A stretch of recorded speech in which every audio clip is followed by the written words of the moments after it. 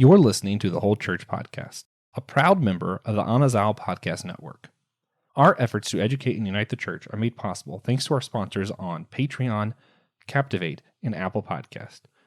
You could join them on one of those networks, or you can support the show by making a one-time tip on our Captivate website down below in the show's description. Hey guys, thank you so much for tuning in to our first episode of the Whole Church Science Fair, where TJ and I, Joshua and Noel, are going to do just kind of an intro to the series. We discuss a lot about evolution, the Big Bang, geology, the age of the Earth, and the kind of typical things that cause people to think there is a rift between faith and science. In this upcoming episode, however, we tried a different setup just because of circumstances. And in short, it worked pretty well for TJ's audio. Mine came in a little choppy. My audio does some clipping. So if I sound a little different in this episode, it's just because we tried something new. It didn't quite work out as well as we thought. I still think this episode is totally worth your time. And we focus a little bit more on evolution than I had planned. That is not what this series is going to be about. But I do think this is a really important discussion to help frame why people think faith and science are at odds. For the upcoming episodes we will be doing as part of this series. So please tune in. Forgive the audio fumble. And guys, I really hope you enjoy the episode and consider sharing it, all the good stuff. Thank you again so much for your time. And we can't wait to get this science fair started. Psalm 111, verses 1 through 5 in the New American Standard Bible. I will exalt the Lord with all my heart. In the counsel of the upright and in the assembly. Great are the works of the Lord. They are pondered by all who delight in them. Glorious and majestic are his deeds, and his righteousness endures forever. He has caused his wonders to be remembered. The Lord is gracious and compassionate. He provides food for those who fear him. He remembers his covenant forever. Psalm 111 is a wisdom psalm of praise. After the section that we just read, the psalm continues to discuss God's covenants and the wisdom of following his ways, connecting the study of creation, wisdom, and obedience to worship. TJ Blackwell, the great. How might this appreciation of studying and obedience as worship help bring the church closer to God and one another? Well, I think in today's church, a lot of people will misconstrue worship as just singing and dancing in your congregation. At least we dance at my church, at least. I don't know about the rest of y'all. Sorry, Baptist listeners.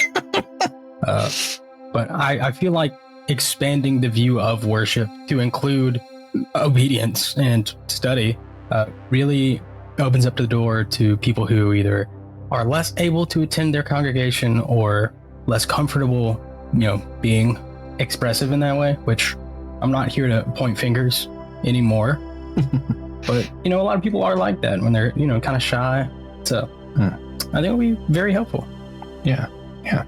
And obedience isn't always like, oh, he gave us rules and we did it. Sometimes it's like, I love TJ, and part of my relationship with TJ is, I wouldn't say obedience, but it's like, hey, I know that when I'm making a shirt that says TJ quote on the back, making the only color options of black and purple is a form of me showing my appreciation to TJ. Not worship, but yeah, I think it's a similar concept. And you have to make sure there's nothing on the back. Yeah, correct.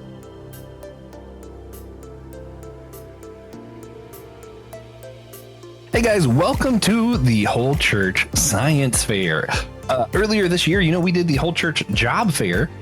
We got to see how different people's work impacted how they viewed God, worship, etc. And just talking to regular lay people in their workplace. Well, now we're going to talk to some scientists about science. We're going to do a science fair to continue our fair theme. That wasn't intentional, but you guys can pretend like it is so that we feel smart. Yeah. And, it's about fair season anyway, so. True. Almost time for the state fair. Yeah. Maybe that's next. Whole Church State Fair. I'm just kidding. Or am I? No, we are excited for this series, though. We are going to be discussing stuff like creation, evolution, abortion, LGBTQ. We're going to all that kind of stuff. But we're also going to be talking to people who are just like marine biologists and be like, hey, how does the study of the wildlife under the sea help you see God better? And we're going to try and focus more on that. And all the while doing that, we're going to make sure we're looking to church unity, because there are a lot of splits in the church over like the age of the earth, how we view evolution, all this kind of stuff. So they are also relevant to church unity. We're not just doing science because, science is a fun, hot topic, but we're also doing it to announce a new podcast that's going to be on the Unresolved Podcast Network soon called Your Matter Matters. And we're going to talk a little bit about that today as well in your intro episode to the series. Of course, I have to introduce to you that voice you heard several times already, the one and only TJ Tiberius Juan. Tiberius Juan Blackwell. He, if you didn't know, he's going to be going to Theology Beer Camp before this is released.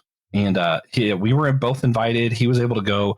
For those who maybe don't know this, Minnesota didn't exist until Tripp invited TJ to go to Minnesota. Yeah, it just became a state as they invited TJ to it. Mm-hmm. Mm-hmm. All you Vikings fans, Wild fans, it was all psychosis. But he mentioned earlier the Unresolved Podcast Network website. The link is below. Check it out. Check us out. Check out shows that are like ours and shows that aren't like ours. But, you can also pay to support us on Fourth Wall. You know the deal. You know the spiel. I'm not going to give it all to you every time. Yeah. But that Fourth Wall site, it's in the show description. I didn't write it on this outline. I'm sorry. But it's in the show's description. You can do all kinds of stuff over there. You can tip, donate, look at some of the merch. And we have a special t-shirt out for the science fair that's exclusive. So once we're done recording these and done posting them up, I'll give you all a week taking it down. It won't exist anymore unless you're an official whole church member on the site. Then you'll still have access to it. Yep, that's right. You heard it here first. We are officially creating a scarcity economy for the merchandise. Sorry. Yeah, check that's what makes out. unity possible. Scarcity. Yeah. Oh, man. Now, as always, we do like to have a silly question to start the real show off. You can't have division. If you're being as united as silly as I like to be, unity happens at words, guys. Words are difficult. That's why I don't do podcasts. Words are hard. Oh, wait. Anyway, in the Disneyverse, you have Uncle Scrooge, you have all like the duck characters. One duck is Ludwig von Drake, who was basically like Disney's Bill Nye the Science Guy, and he would just kind of explain science somewhat poorly, somewhat accurately, always hilariously. Ludwig von Drake, Bill Nye Science Duck, basically. I want to know, TJ, both of us will answer, but I want you to go first. How would you like to see Disney use his character today? Like if they were to bring him like on a Disney Plus shorts series, what do you want to see Ludwig von Drake do?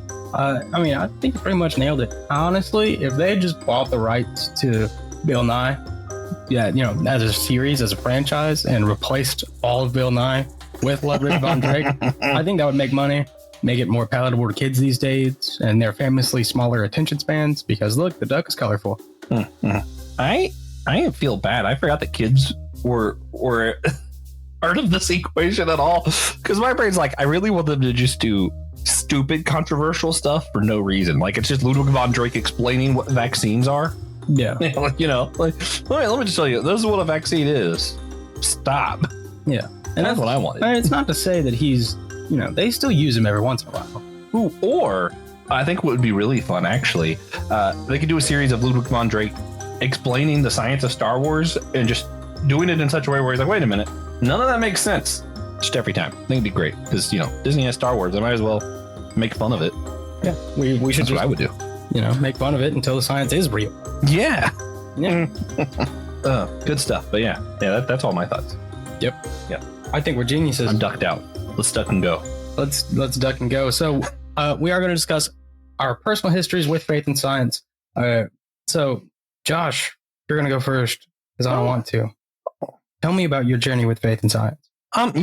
What's interesting is I never saw it as a tension between faith and science. I saw it as like the people that aren't in the church are all bad guys. So they have like bad guy science where they're trying to say evolution's correct and the Grand Canyon wasn't caused by the flood. And, I don't know what else, but like it was stuff like that to me.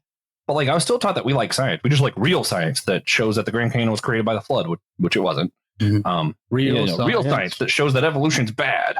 Literally, I had like one of my this is like for context. In high school, I was homeschooled. One of the like a whole year of my science for like biology was basically just all the ways you can use science to show that evolution isn't true. Then I went to a public college. My first science class was biodiversity. Yeah, I was not prepared, to say the least. Yeah, I was very publicly schooled. I was not. That was the only, honestly, everything else I feel like I did great. I probably did better than a lot of other people because I learned how to like study for myself. But specifically in that area, I really had to like relearn a lot of stuff because like even at the time, even though I didn't agree with it, I had to at least know it well enough to pass the class if I was going to do anything in science, which I didn't because the only thing I learned about evolution was that it was bad and science, real science doesn't like it. But, I was always taught to appreciate science. It was just how we viewed science was a little bit different than how the rest of the world did, I guess. Mm-hmm. I guess that's how I would explain it. How about you? Yeah, none of that, pretty much. I was, and we grew up in the same church. For context, that's why that's funny. Yeah. So we were part of the same denomination for 20 something years. Mm-hmm. Just because I'm 20 something years old. I was never like forced to choose between faith and science. I was a very scientific young kid. The first chapter book I read was about dinosaurs, and not in like a cool fantasy, like dinosaur story kind of way. It was about dinosaur facts and how they lived 65 million years ago to, 600 million years ago and all those things that don't exactly comply with a creationist point of view, or at least most of the creationist points of view. So for me, I was never introduced to faith and science as oppositional. Science was always explaining God's ways to me. They've always been intertwined, as far as I've been concerned. Yeah. I always said the line, all truth is God's truth. But then we would say that to be like, that's how we know this science isn't real because the Bible says otherwise. What's funny is even when I started coming out of that, going to other churches, they would say all truth is God's truth and use that same line. But it was like to be like, this is how we know that evolution is just as true as everything else because God wouldn't lie to us. And that's how we know the Bible isn't talking about this. And it's like, it's still the same line. All truth is God's truth. It's just, different churches use it differently. And it's actually kind of funny. Growing up, I'm like, yep, evolution. That's what I ascribe to. I believe it has happened. And I believe the creation story does fit with that because I think it's metaphorical. I never talked about that out loud because everything just seemed really obvious to me as a kid.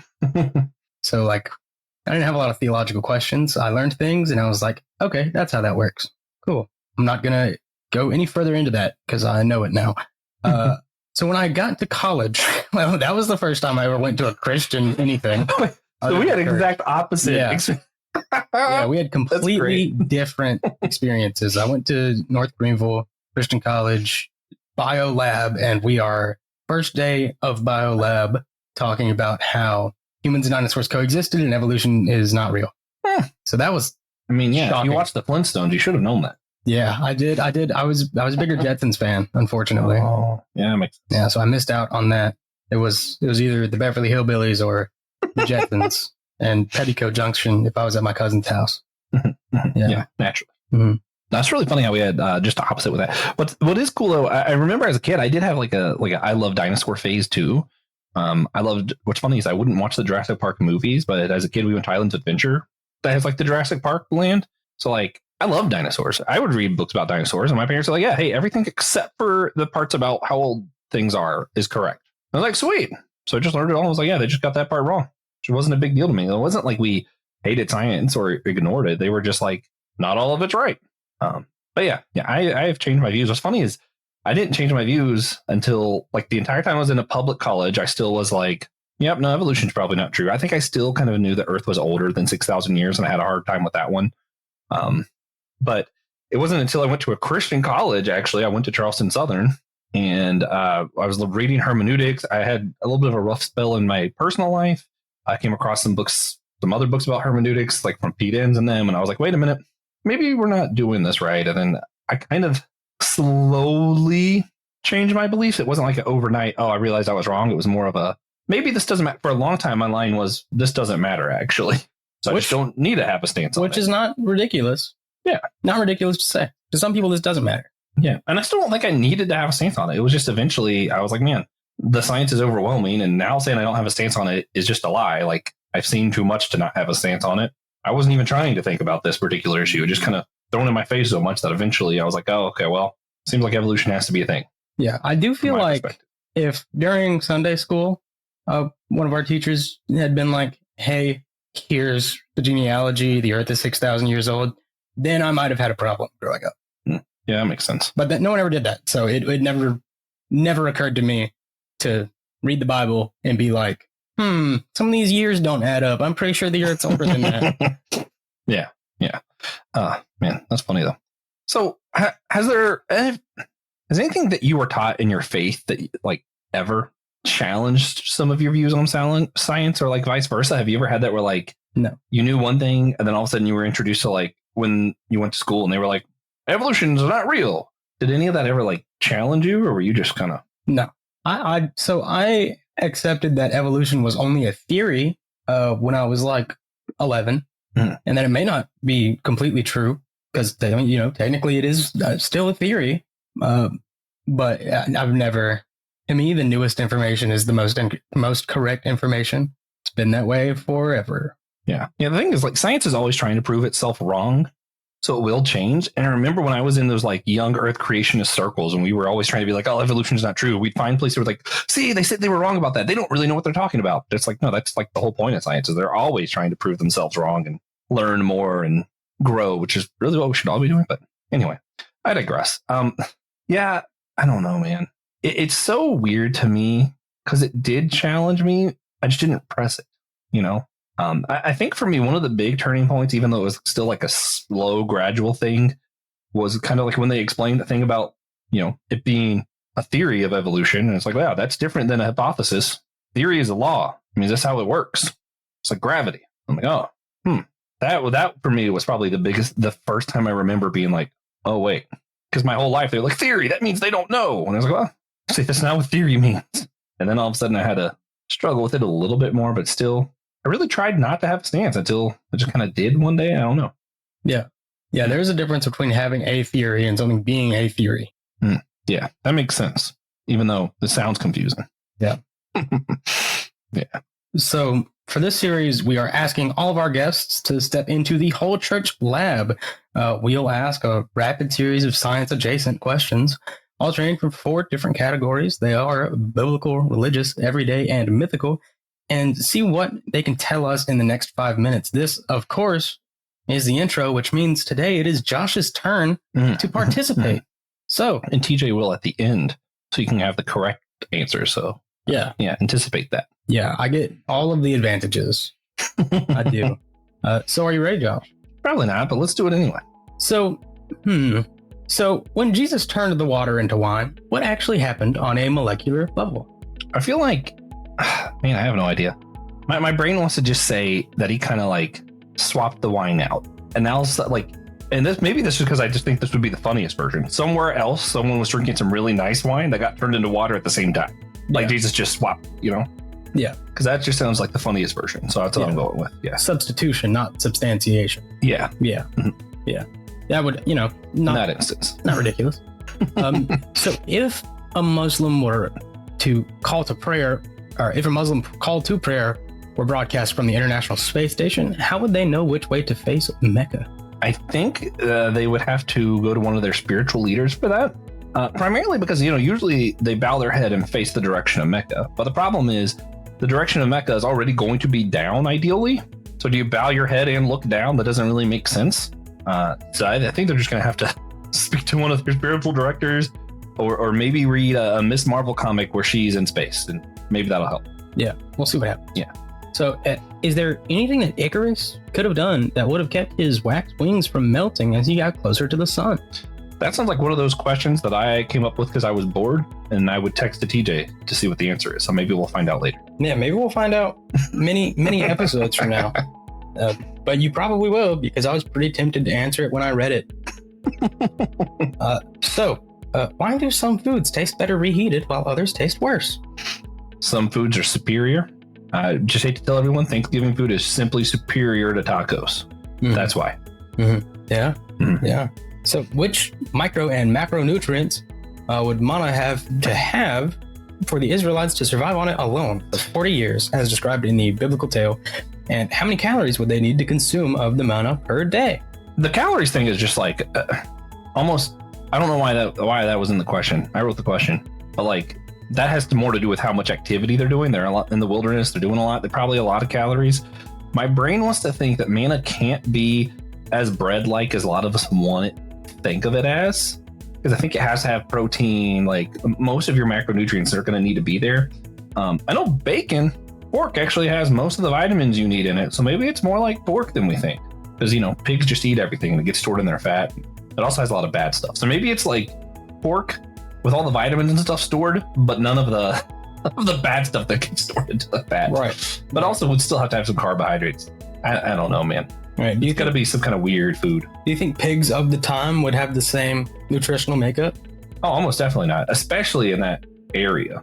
Right. Yeah, that's a good point. Mm-hmm. Not trying to poke any holes. I'm just saying. I don't know. No, I'm just saying. So what's the best scientific metaphor for the Christian concept of the Trinity or the Hindu idea of Brahman? I kind of want to say you'd have to go probably to protons, electrons, and neutrons, and not in like a sense of like, oh, the three are what make one, and more a sense of none of them mean anything without their relationship to one another. Mm-hmm.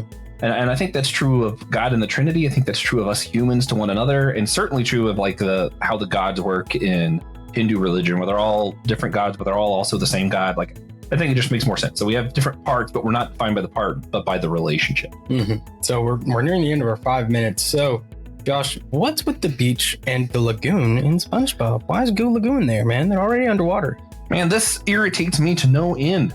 Still haven't heard a good answer to this. I have no idea. The best thing I've heard is it has to do with like salt deposits in the ocean. Like there's different like thickness of water, so it could be something like that. I just can't wait to hear TJ answer this at the end, because I think he probably actually knows. I do. I do know. I hope you tell me after we record. And I'm just going to have to wait. No, I want to know after the episode. I'm just going to have to wait until we record this. Wait. What if we save it the whole time and we just make that the Patreon? It's just TJ tells us the actual That's answer. True. That's what we'll do. That'd be funny. That's what we'll do. Yeah. Oh, wait, not Patreon anymore. Members. The whole church members get that. Yeah. Yeah. So, way to go. You survived the whole church lab. I am shocked. Yeah. How do you feel? Like dying. Yeah. Well, I feel enlightened. I think that was eye-opening. Yeah. Yeah. So, moving on. One of the big markers for the American church's relationship to the scientific community is the Scopes monkey trial. We are not experts on this, but we wanted to discuss this trial for context to the upcoming series, as we feel it is very relevant. Josh, take it away. Yeah, again, not experts, but we can't not talk about this if we're going to be talking about faith and science. So it was in 1925, it was July 21st, which was my brother's birthday. Okay, anyway, 1925 is when the trial takes place, which I thought was the case. I tried to look it up. It was basically completely it was just created. None of the stuff was really real. They just wanted to have a legal case. Yeah. Literally, so John Scopes is the teacher. He's in Dayton, Tennessee. He was a science teacher. There was a law at the time that was basically, you can't teach evolution in school because that's saying the Bible's not true and you're getting into religion. And I don't even know what it was he actually taught, but even when he reported himself, mind you, he was like, I might have taught evolution. I'm not sure. So the whole thing was they just wanted to have the trial. They just didn't have anything going on for real. Yeah. Anyway, so the people that we need to know from here, John Scopes was with Clarence Darrow, however you say that name, was representing him in the case. He was arguing for academic freedom and for scientific integrity, so that we should be allowed to teach evolution in school. We don't have to say it's the only truth, but that's the thing. So it's really weird. So the evolution was the free speech side, which is pretty much the opposite of what we see in most cases today. The religious side was the one that was trying to go against free speech, basically. And you have William Jennings Bryan, who was a 3-time presidential candidate, devout Christian, who was arguing for the state that, they trying to persecute John Scopes for teaching evolution in school. He's saying we shouldn't teach that. It's saying that the Bible's not wrong. You're crossing freedom of religion when you do that. All this kind of stuff. William Jennings Bryan was one of the more progressive Christians who were really afraid of evolution being taught in school because of eugenics at the time. That was like a big fear. So at that time, your more progressive Christians were the ones that were the most afraid of evolution being taught. It just didn't have anything to do with the young earth doctrine or anything like that. It had to do with, hey, eugenics is bad. We're afraid of that. So let's not teach evolution. Yeah. It almost feels like it's a product of its time, wherein the church was, enforcing a lot of doctrine, law, in America at the time, such as prohibition. That type of thing is what we're talking about, which kind of feels like, to me, the end of the church as an oppressive force, which they've known to be, historically speaking. There's only a few crusades about it, but only a few. Yeah, only a few. Yeah, but Jennings Bryan, for those who don't know, 3 times presidential candidate, Democrat each time, strong Christian Democrat. Yeah. So I just think, for context, especially when we're thinking about Christian unity, it's just interesting to put in perspective that the Democrat Christians, you have this progressive Christian, we have Democrats, those are the ones going against both freedom of speech, but also going against evolution, which is wild to think about in today's world 100 years later. Yeah. Which, happy 103rd birthday to Scopes Trial. Yeah, like it just had the 100-year anniversary recently. They did some shows did anniversary stuff for it. That's not what we're trying to do. We just realized we can't talk about the relationship of faith and science without this, because it wasn't until after this point that a lot of the fear mongering around Christianity be taken out of school was really prevalent in America. Before this point, there was a paper that was like the fundamentalist papers of Christianity. And it was like this paper trying to combat evangelicalism, because evangelicals were more progressive than fundamental Christians. So the fundamentalists had their own papers, and among them were some creation evolutionists, were actually some of the people who wrote in there. They didn't write about creation evolution, but they were writing in there because that wasn't like, at the time, that wasn't a marker that disqualified you from being a fundamentalist Christian. I see. Yeah. So anyway, moving on. I want to bring up some of the big actors to kind of, again, unpack the story. So there's 2 different stories. You have the Scopes monkey trial that's really important to the story. Also, weirdly enough, there's a timeline we need to go through. You can check the Holy Post. We've had some of the hosts from that show on here before. They have a really good video kind of laying this out better. We're not experts. We just want to give you guys some of the basics when we're talking about faith and science, especially for those of us in America.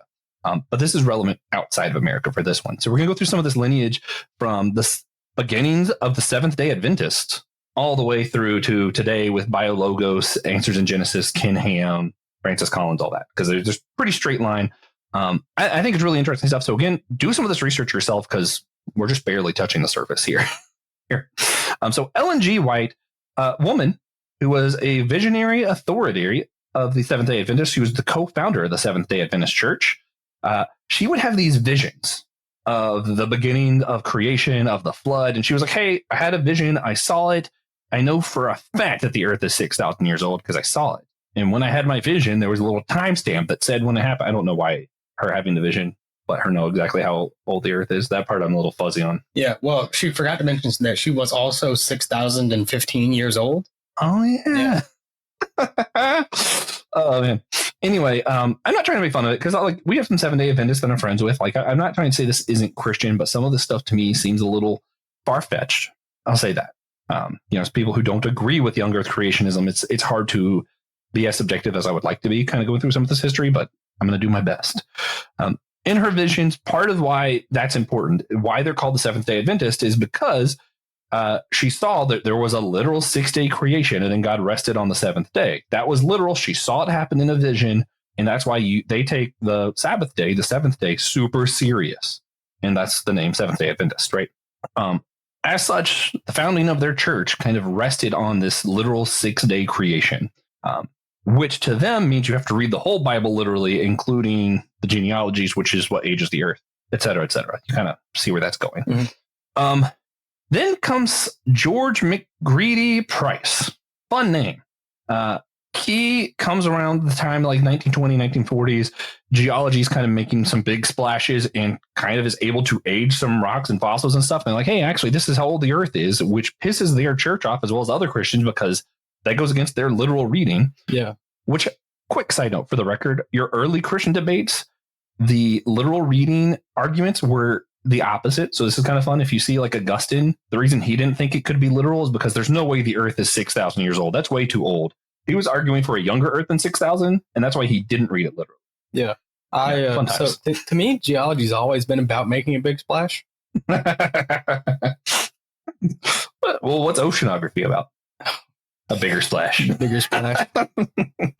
Oh, man. So, anyway. Combine the two, you get a huge splash. George McGreedy Price, he's part of the Seventh-day Adventist. He's confirming he is part of that group that's kind of reacting to geology saying the Earth is older than their theology allows it to be. Their theology, specifically the Seventh-day Adventist theology, cannot be correct as well as an old Earth. So he develops what's called flood geology, where he shows that geology isn't showing how old the Earth is, but instead it proves that there's a flood. And you might have seen some videos from this from like Ken Ham, Answers in Genesis, that kind of stuff.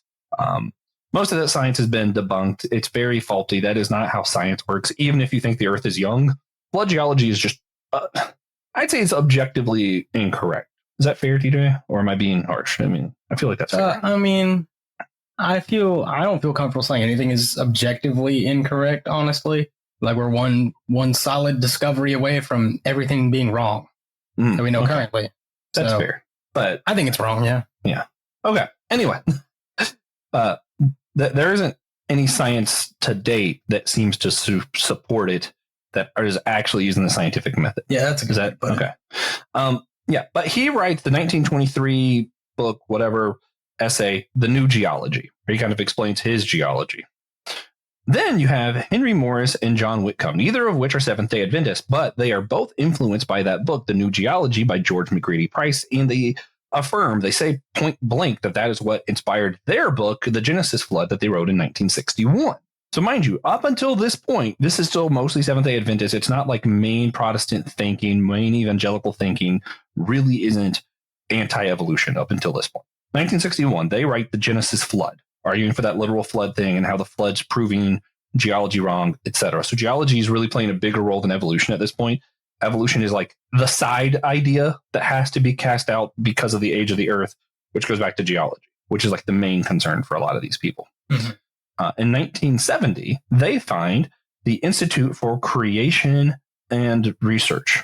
In that institution in Australia is where Ken Ham shows up. He learns from Henry Morris, John Whitcomb, all of this following the lineage straight from Seventh-day Adventists to here. Ken Ham learns from them. And then in 1994 is when he starts his Answers in Genesis. And this is when it really becomes a big deal. It really is a line drawn in the sand. 1994, after Answers in Genesis, you're either a Christian who believes the Bible, which means you take a 6-day literal creation, all this stuff that started with the Seventh-day Adventist, or you don't actually believe the Bible if you believe evolution. And a lot of that started with Ken Ham, Answers in Genesis, 1994. Mm-hmm. Pretty darn recent. I was alive. Pretty recent. I wasn't. Yeah. So a lot of people will state either Ken Ham's Answers in Genesis in 1994 or the John Whitcomb Henry Morris book, Genesis Flood, as the beginning of modern Young Earth Creationism, YEC, as it's called. Mm. So again, even if you go with the 1961 one, that's not even 50 years old. It is not like a long-standing Christian doctrine. That is 60 years old. Correct. I don't know how to math. Yeah, but it's not old enough to be a long-standing Christian doctrine. Correct. Yeah. But if you do want to hear more about like the creation ideas, geology, flood, that whole thing, we've done an episode on it in the past. It's been quite a while. I do not remember what it's called. If you're lucky, Josh might find the link and put it in the description. If we're lucky, yeah. Really lucky. I'm pretty sure it was Dividing Scriptures. That sounds right. But then 2007, we have a new movement within Christianity, even amongst evangelicals, becoming popular to trying to take science a little bit more serious. We have Francis Collins stepping up and finding what's called biologos. We've shared stuff from them and supported a lot of the stuff that Biologos wrote before. But we've also had someone who works for Answers in Genesis on the show before. So we're not trying to do only showing one side instead of the other. We try to show both. But to be honest with you guys, we do kind of fall more in line with Francis Collins and some of the harder science that seems to be more popularly accepted. Yeah, us personally. Yeah. So, that's basically the story.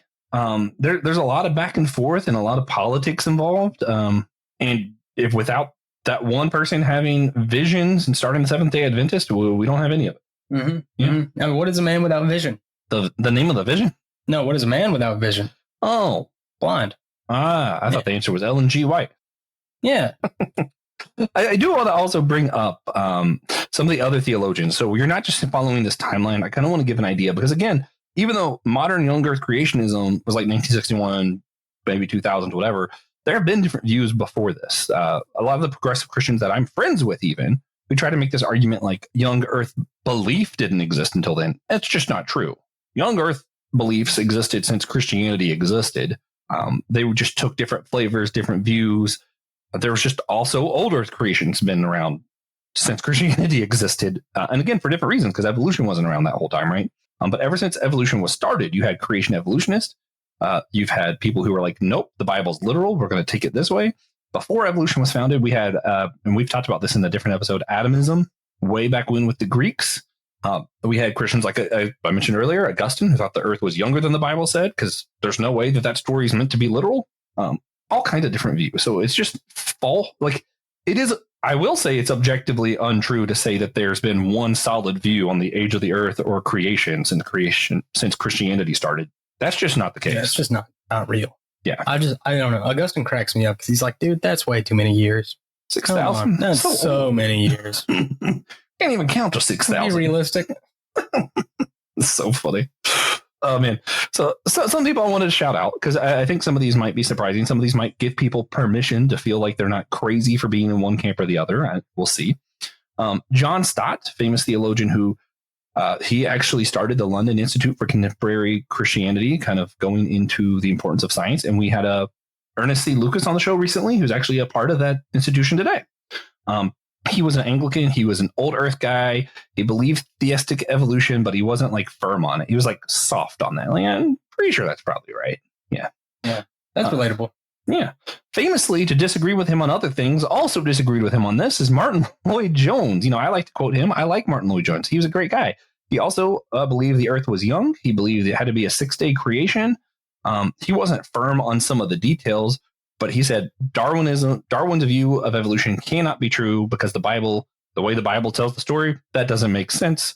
He says the earth has to be young because of the Bible, that kind of stuff. But he was open to being wrong about some things, but he was not open to being wrong about the Bible being literal on some of these stories still. Billy Graham, he was a little bit closer to evolution than the other. He leaned towards science, but he never took a firm stance. He did say, though, he did not believe that the Bible was telling a literal story of a 6-day creation. He just never took a firm stance one way or the other, though. Tim Keller, big fan of him, miss him. We've talked about him a lot on the show. He affirmed the Big Bang. He affirmed evolution, but he also stood firm on a literal Adam and Eve and the story of Genesis being a literal history starting at like chapter 2 or 3 on. John Piper says old Earth is possible. He completely denies, though, the Darwin model of evolution. He says, maybe something else could be true, but that specific model isn't coherent with the Bible, but maybe there's something else true about evolution. So he's a little open to being different on that, but he's mostly going to stand against Darwinist evolution. Mm-hmm. And I feel like what gets overlooked a lot here is some people really Darwin was very unlikable. A lot of people really just didn't like him. Yeah, like what kind of name is that? As a person. Charles? You can call him Chuck? Come on. So I do think that actually does color quite a few people's opinions on his ideas of, Darwinistic evolution, but not so much, Yeah. Do you think that's why the God in Supernatural is named Chuck? You think it has to do with Charles Darwin? Definitely, yeah. That's kind of funny. I never thought of that. C.S. Lewis, for those wondering, he was a creation evolutionist. He never talked about it. Like, he never wrote about that topic, but he would use evolution as an example because he just assumed it was correct. He was in the TJ camp of I just assumed that was true. Yeah. Yeah. Tolkien, on the other hand, he believed that the earth was old and round. He made sure people knew that. He knew the earth was round. He was pretty silent on evolution, though. He was a good Catholic. He believed what the Catholic Church said. So Catholic Church never affirmed evolution in his life. He just didn't talk about it. Yeah, he just didn't care. Yeah. Yeah. So, you have a lot of different views from really important theologians that I respect on both sides, and some that are kind of like right in the middle, and some are right in the middle in some weird ways. But I don't think if anyone tries to make you feel dumb because Christians always believe this way, or they're like, oh, yeah, well, this person believed that. Man, there's just as many smart people on the other side who are really good theologians who love the Bible.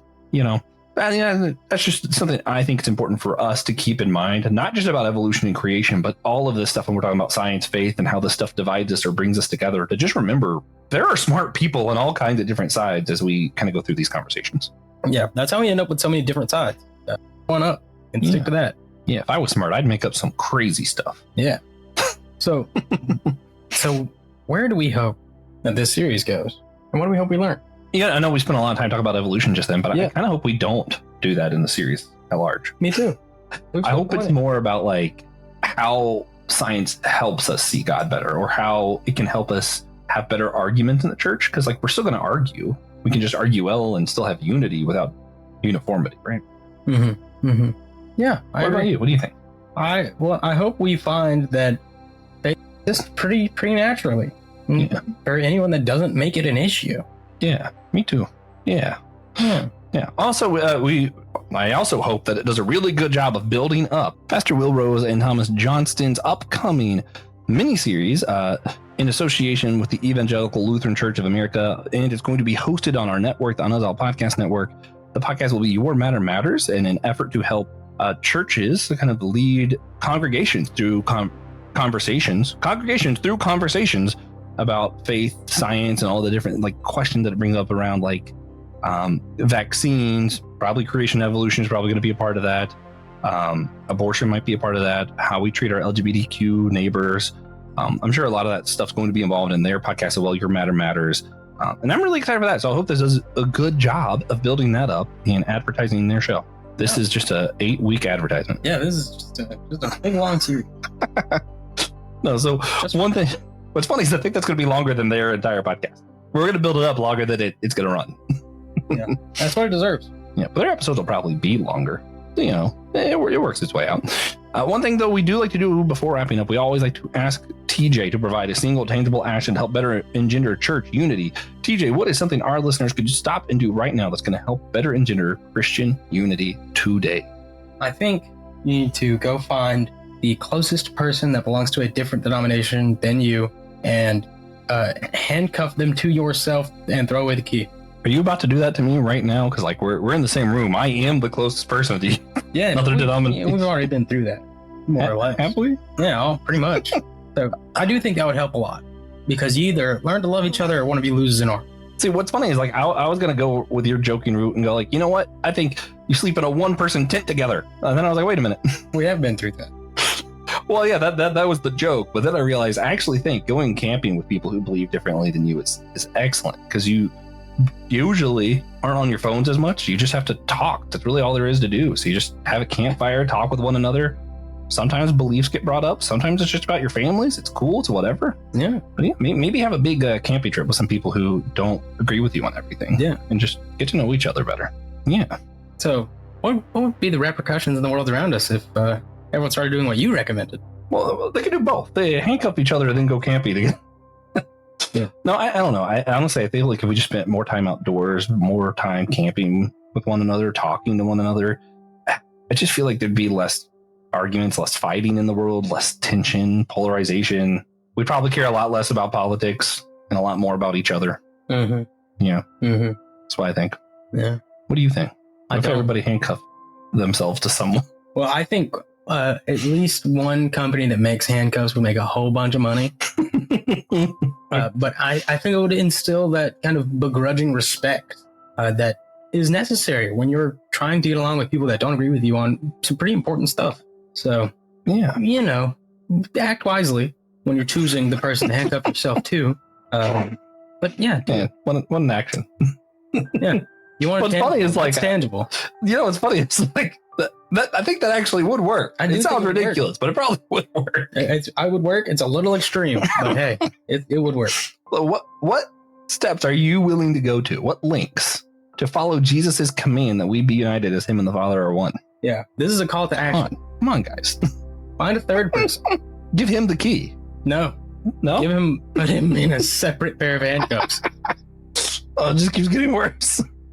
So, before we wrap all the way up, we like to do what's called our God Moment segment, and it's just where we reflect on where we've seen God in our lives recently, whether that is in a blessing, a challenge, a moment of worship, whatever it may be. And I always make Joshua go first to give the rest of us, who is me, time to think. So, Josh, do you have a God moment for us today? Yeah, we're about to go see our friend Russell. If I can make my God moment short enough. That's true. And I'm excited for that. Because seeing Russell's a blessing. I haven't seen him in a while and haven't been with you in a person in a while. So it's just nice to have people. Yeah. Yeah. So for me, my cousin got married recently. It's been a few days. I was very ill, unable to attend on the day of. But I got lots of pictures. It was beautiful. Sounds nice. Beautiful, non-Christian, non-traditional wedding. And like, I genuinely hate that I missed it because it looked so cool. And I love seeing non-traditional things. We have a friend who was married on a pirate ship. Yeah. That was cool. Ahoy. That was cool. But the funniest part of the wedding is that, you get married, you do the unity things that join you together. All the ones they tried to do that weren't biblical just didn't work because it was outside, which I don't care about. I just thought it was kind of funny because, like, you're not really married. Like, that's a sacrament. Yeah, don't let the Catholics know. But it was beautiful. Yeah, it was beautiful, and we love the Catholics. It's just a joke. We do. Yeah. So congratulations to her and her husband. Yeah, they've been together for like 12 years or something. Sick. And now they're married. Nice. Yeah. So if you like listening to this episode, please consider sharing it with your friends, your enemies, your cousin. Especially your cousin. Just that one. Yep. Not the rest. Only the one cousin. One at a time, please. Yeah. And once again, we are shifting to Fourth Wall for your membership. So support us there. It's a way better storefront. It's nice, easy, convenient, looks good, feels good, wears good. Check it out. Try the merch. Yeah. Give us a little something. While you're there, there's also a link you can see the rest of the Amidst Podcast Network with, which you should do so you can see, other thoughtful Christian podcasts like Let Nothing Move You with Christian Ashley, or My Seminary Life with Brandon Knight, or Systematic Geology with pretty much everyone. Pretty much everybody. Yep. Yeah. You met someone in your life. They've probably been on. I'm just kidding, but there's a lot. There's a lot. But we hope you enjoyed it. Coming up in this series, we'll be speaking with Dr. John Pohl. He's a gastrologist and process theologian. We're going to be speaking with Rachel Jordan, a marine biologist and professional diver. Dr. Shailene Kendrick, an expert in neurorelational and spiritual integration. And a few others that we'll mention by name as we get closer. And then at the end of the series, we're going to have on Pastor Will Rose and Thomas Johnston of Your Matter Matters fame to discuss their upcoming educational miniseries in partnership with Amidst Podcast and the ELCA. So, finally, at the end of season 1, Francis Chan will be on the show. Probably. If someone tells him. Probably so. Yeah. Yeah. So, tune in for that, definitely. Yeah.